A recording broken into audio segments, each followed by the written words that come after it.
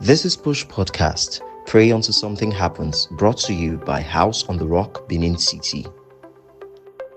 Hello there, welcome to Push Podcast. Of course, it's the time you always look forward to this push season. How you doing? How you keeping up? It's a day 4. I'm yours truly, Ajay Washington, and we are still demystifying fast. Just to make sure that you're on the right track. You know what you're doing it right, and you're doing it for the reasons you ought to do it. Today I have here with me Pastor Emmanuel Hikobem. How do you do, sir? I will try. Welcome. And we have Chioma V. Hello, beautiful Chioma. You ready for this one?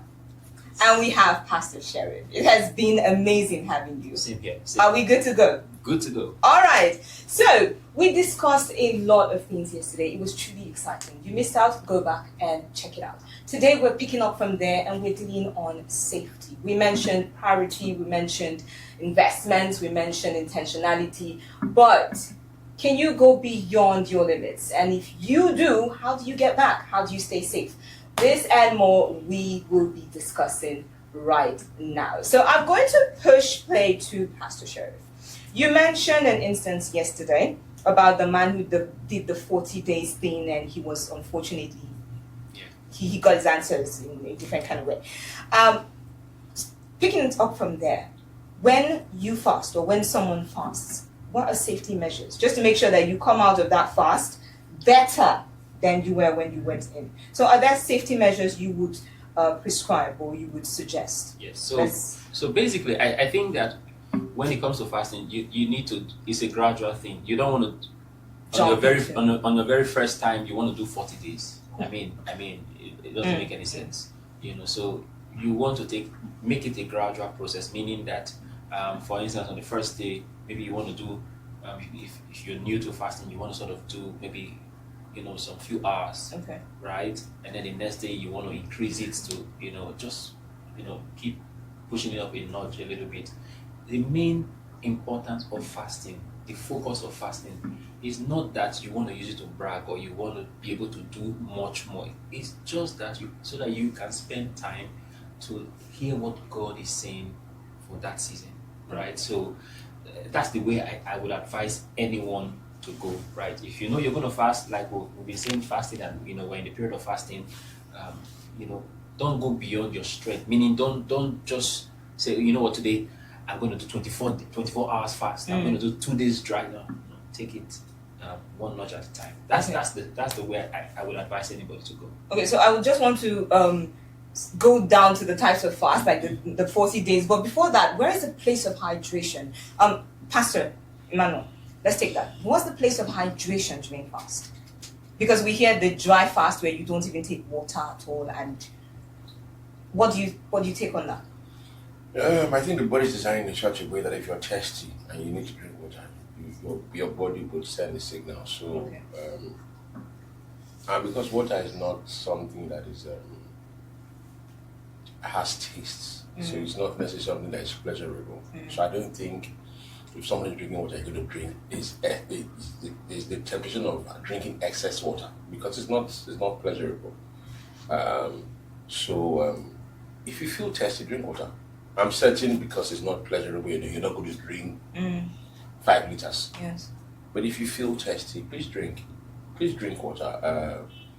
For many reasons, water is so healthy, right? You don't want to be dehydrated. Please drink water. Yeah, there's nothing wrong with about drinking water while you're fasting. There's nothing wrong. Please drink water. Don't stretch it. Now, there's some people. For some people, it's not just water. Some people, it'll be something that has some sugar in it. Yeah, that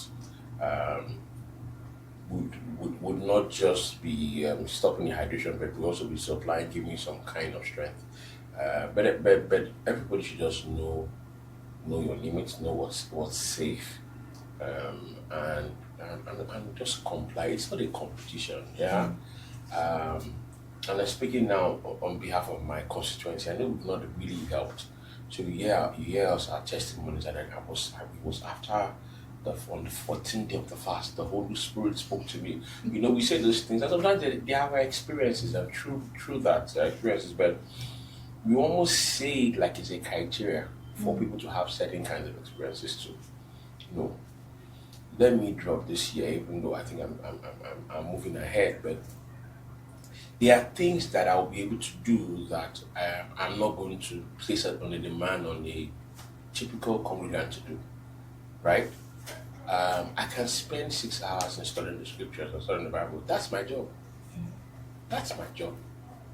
I'm not going to place that burden on somebody else that is a medical doctor. That's not his job.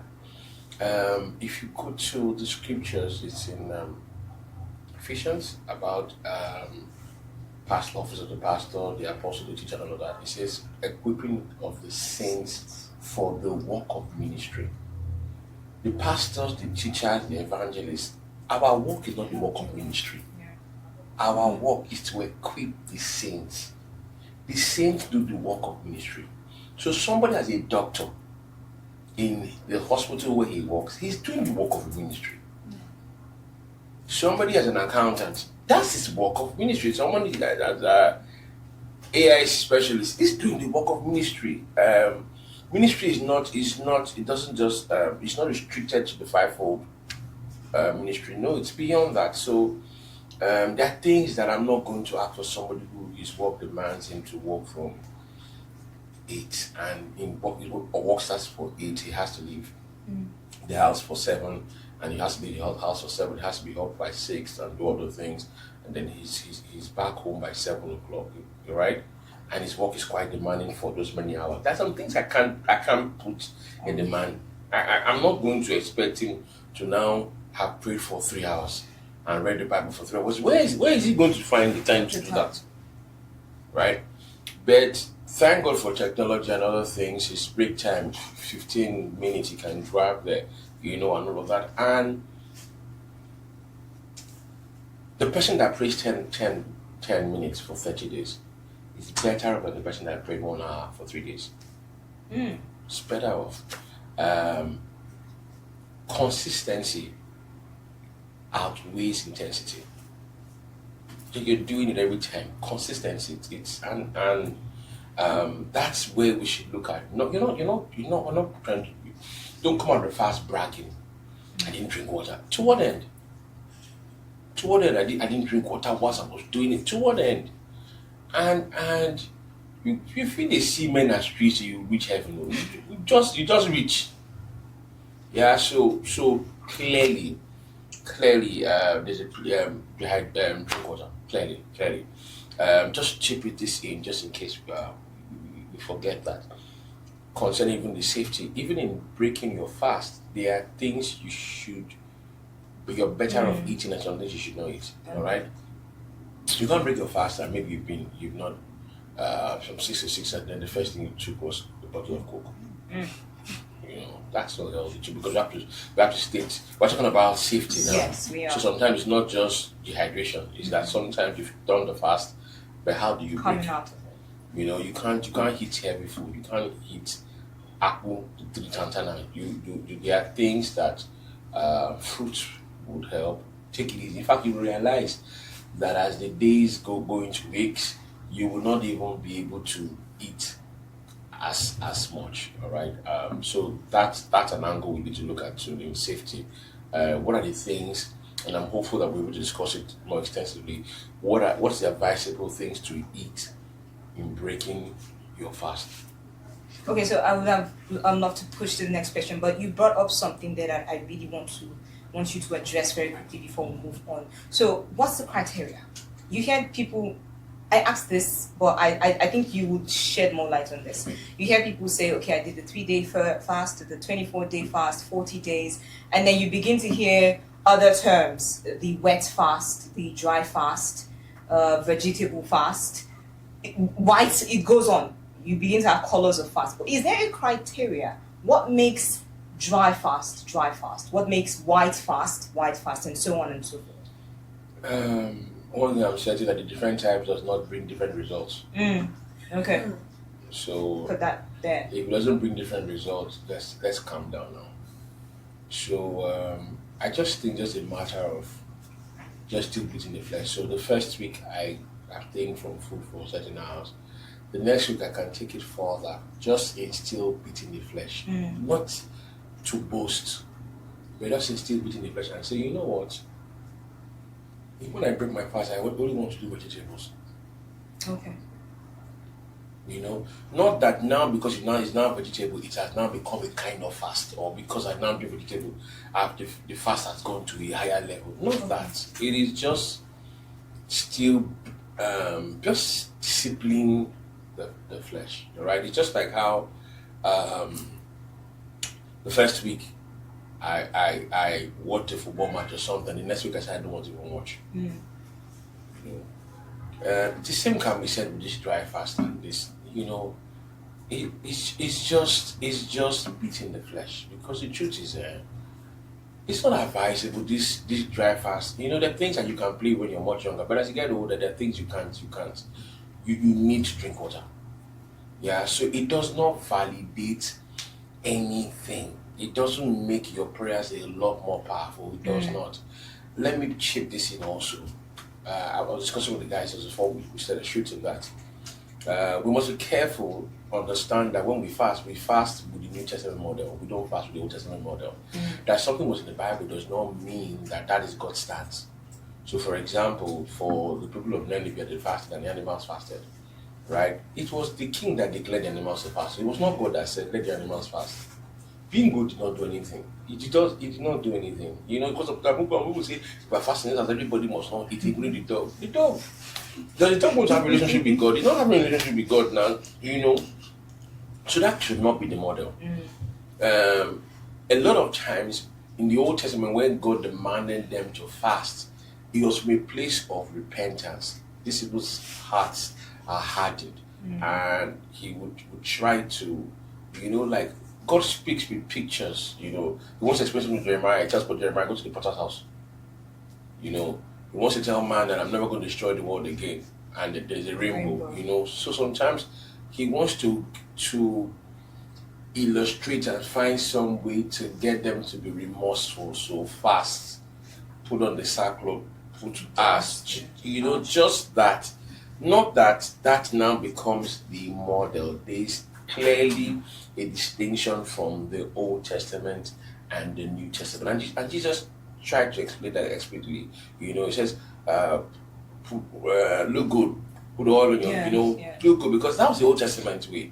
You know, everybody would know that you are fasting. Life still goes. That's why you're fasting and going to work now.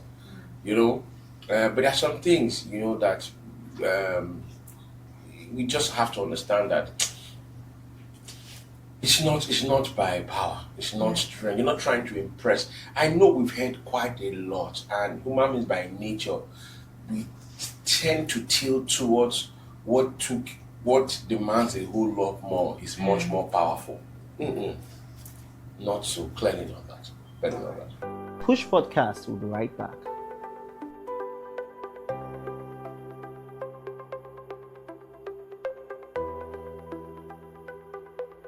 Welcome back to Push Podcast. Thank you so very much. So Chama, now on to you. I want you to address the place of productivity. Yesterday we addressed the place of maintaining the attitude of fast while working. Now we're flipping it. How do you stay productive while fasting? Okay, first of all, how to stay productive is understand your body. Okay. Yeah.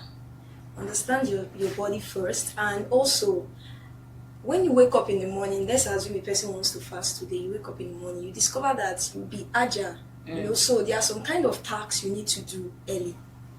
While you put it as the heavy tasks, you do them early. While you push the tasks that are lighter late, because that morning your body is still active, you know, you can do some things. So in maintaining productivity while fasting, you can also listen to, you know, maintaining your mind, your focus, right? You know, there are some persons that actually fast and they will tell you that they are fasting, they are going to work and they are not doing anything. So in maintaining productivity, the productivity there is in your fast. That's getting something from your fast. So you are being strategic with your fasting. You have set goals. right? You are like what Pastor Sherry said. He talked about maintaining priorities. What are your priorities? You just have to just sit down and ask yourself, how can I be productive? How can I get something out of this? And it all starts from knowing yourself. You need to know your body. Know that, okay, if I go without taking water, I have a friend that can stay without drinking water. Yes, the whole day. Okay. Right? So if you know you're not that kind of person, I would always advise take water around, because water helps your brain.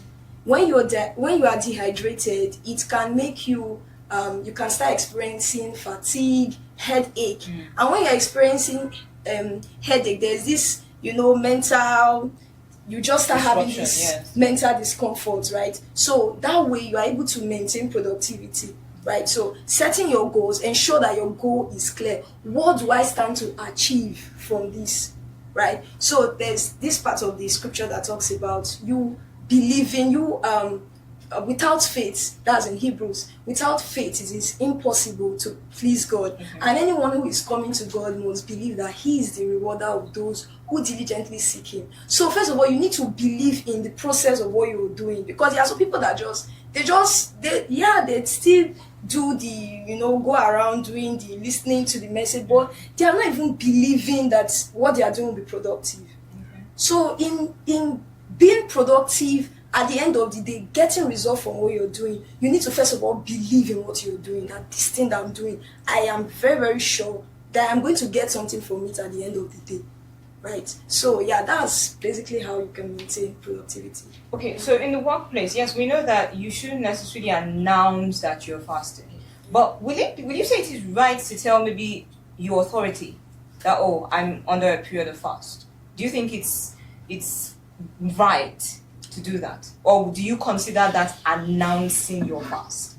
Personally, I don't see anything wrong with that. Okay. If those that are not even Christians can, declare a fast and everybody sees that they are fasting, what Jesus was actually warning us about, that don't make it look like there are some kind of tax. Maybe they will give you some things and say, okay, do this. I know you probably cannot do this now. You can just tell them, still depends on your relationship with your boss or something, right? So I can do this, I will do this later, right? And there are some times where they are pressing. I'm fasting. We are not ashamed of our faith, but let it not be that that is an exception case. But there are some kind of cases people just come out and just say, I'm fasting just for boasting. It is your heart towards what you are even saying that matters. Not because you're saying it to prove a point, or so people will make you, see you in a manner of you being more spiritual than the rest persons. Do you understand? So if it calls for that you have to make bold of your faith that you are fasting, you can say it. I don't see anything wrong with that. Like Pastor was talking about reels. There are some friends that you send reels to.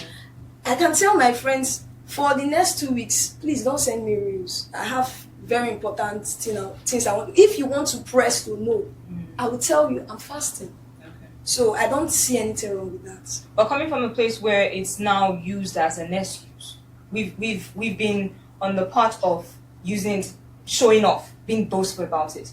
But the place where it becomes an excuse, oh, I can't do this because I'm fasting. Let's address that context also. What do you think?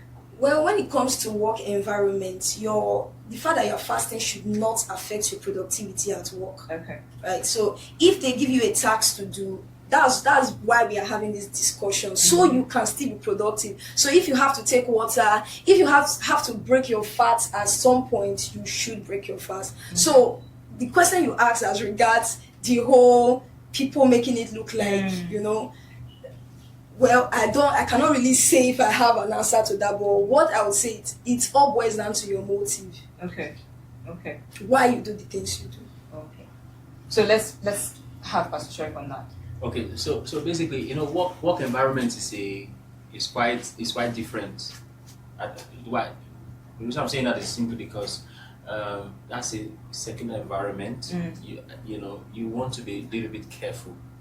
Sure.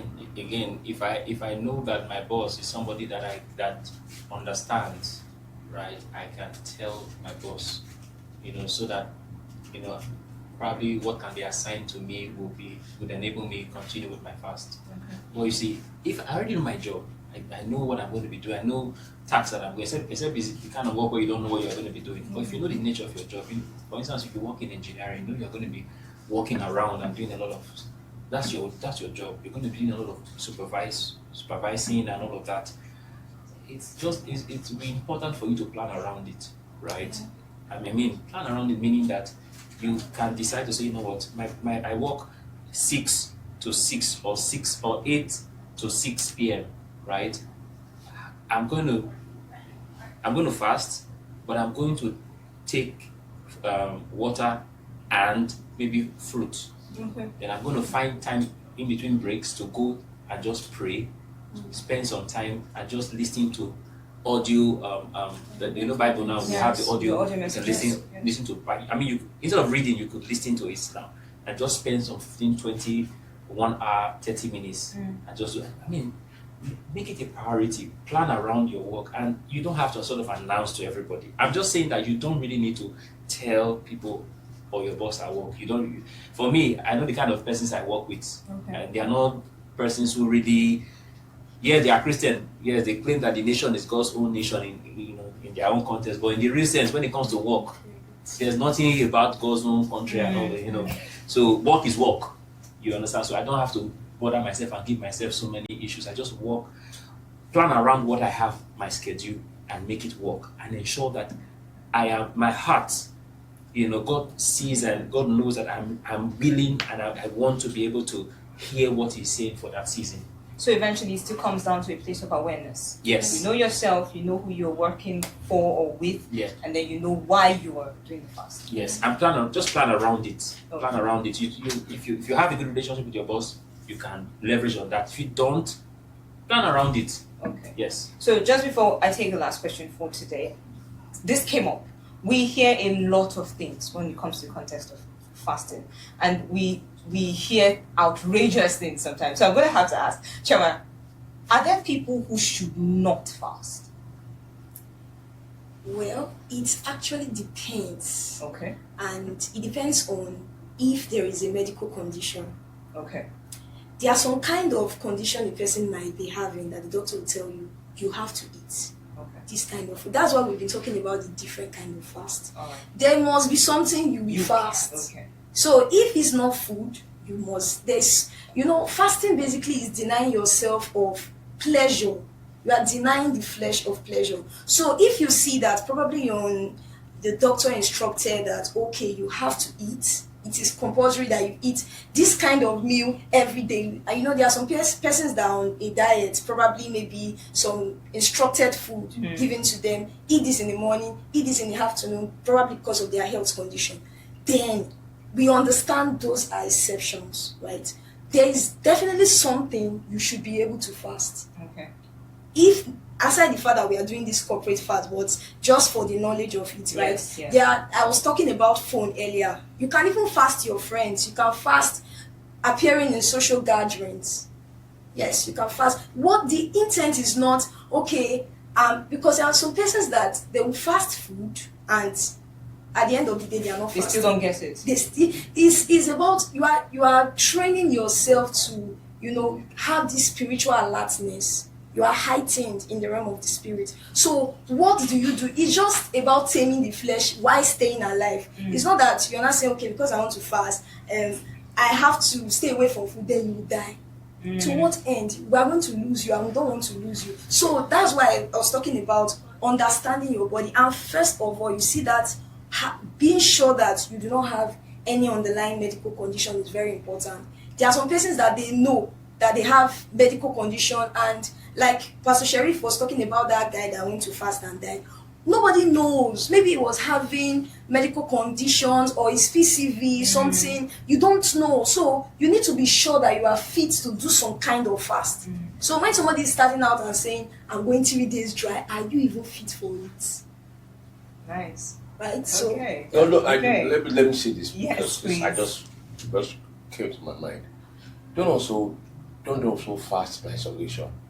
So for the guy, right? The guy may not even have had any medical condition, but possibly slept And they know we go. Yeah, and if there was someone, if he fasted where people were, someone would have noticed that this person has been, The people sleeping for long, and gotten help, or maybe when he wanted to even get help, he was too weak to Now call for help. Yeah, I know we've heard of great men of God that went to the mountain to pray. Leave mountain now. Leave all those eyes, leave all, when we hear this, they're not folk tales because some of them actually happen. But let's leave this pseudo, supernatural, extraordinary processes. You have to pray the price, you have to groan. Let's leave all those things. You can't do it. And there are people around. Yeah. So I just wanted to chip that in, please. Just keep in my mind that, please. I appreciate that. We're talking about that shift. Yes. If you know that you want to go that route and you want to go kind of extreme, no water, then please fast where people are. Okay. Just let people be around. Let some people to check up On you. Because sometimes the truth is that sometimes they say that when depending on what's pushing you will determine how you run. So sometimes we can't sit down from where we are and judge someone's problem. Somebody can be having all kinds of problems, just saying, oh God, I'm not going to leave this place till you answer me. So people can have this kind of motivations and it's valid. But I'm just saying, we're talking about safety now. Yes. Please, if you're going to go that route that I'm going to hold you till you answer me, stay where people are. Okay. So that if they say need to help someone to check up on you, someone can check up. Please. Okay, so lastly, Pastor Emmanuel, would stay on you with this one.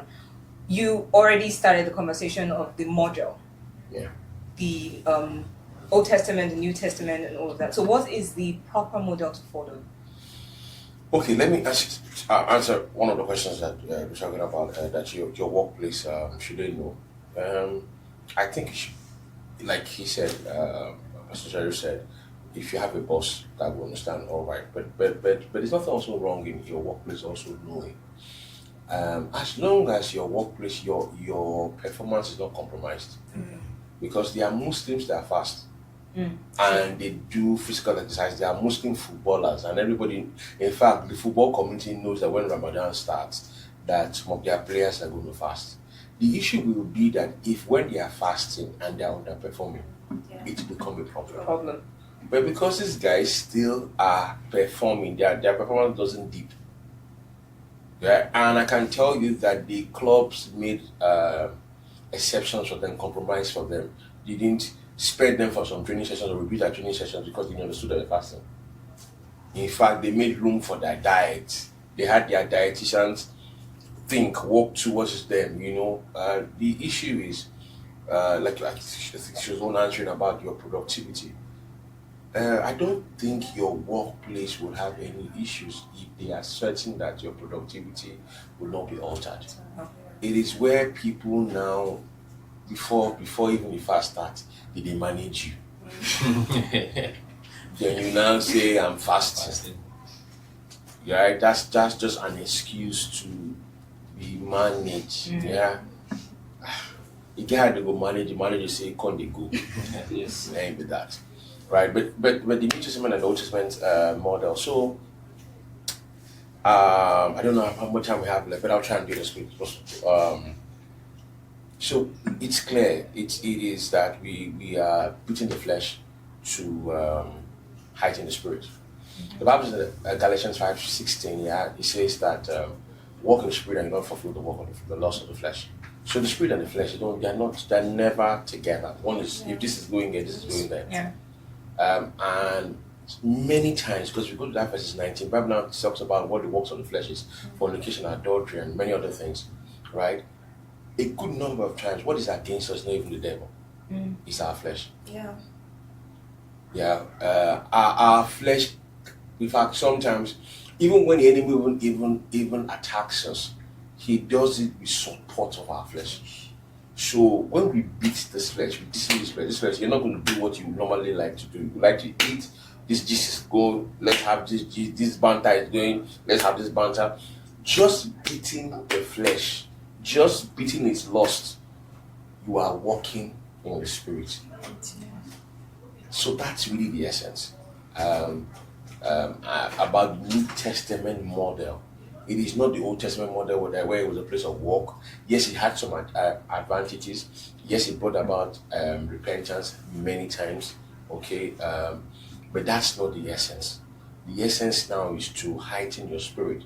You will also see in that scripture where Jesus had healed a certain boy who was possessed by a mean spirit, and he said that this doesn't come except by fasting and prayer. But the issue that led to that, he said that his disciples were not able to cast out the demons because of unbelief. So when we build, our spirit is heightened, our faith increases. And that's where we must see fasts. That must be our perspective when it comes to fast. That our spirit is heightened, our faith is increased, and that's basically that. Subsequent editions we would delve more into. Or the teaching this evening, we will delve into it. Thank you so much. So you want to look forward to that one. Thank you so much, everybody, for making this so worthwhile. I believe it has been worthwhile for you as well. You want to stick with us as far as push is concerned. We'll always be here to make sure that you are charged, you are in alignment, and definitely you reach the goal, whatever that may be. But whether you have personal goals or you're part of the corporate goals, make sure that you are in the essence of it all to build your faith and stay with God. Till tomorrow, I remain yours truly, Ajay Washington. And of course, from here to there, we'll always say, pray until something happens. Faith comes alive. This is Pray Until Something Happens.